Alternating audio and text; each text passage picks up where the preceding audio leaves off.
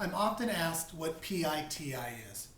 PITI is an acronym for the four things that go into making up your house payment: principal, interest, taxes, and insurance. The principal is the amount of money that you've borrowed from the bank. The interest is what they're going to charge you for using their money.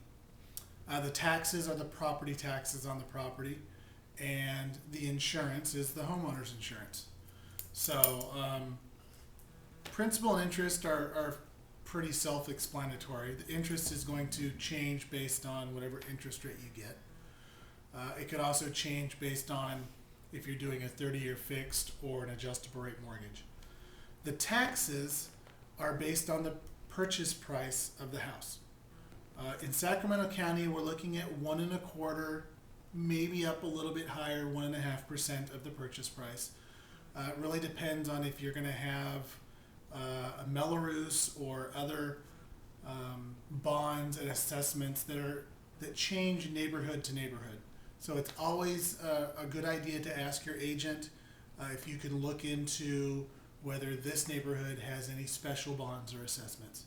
But most lenders will estimate 1.25% to 1.5% of the purchase price. Homeowners insurance, again, varies depending on what kind of coverage you get.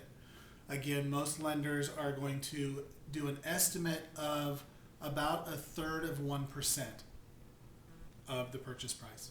So let's take an example of a house that's $200,000.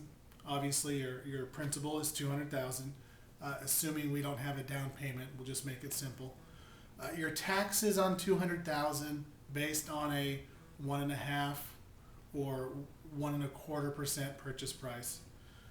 You're looking at about $2,500 for the year. Divide that by 12, and you're looking at about $200 a month, just a little bit more for your taxes.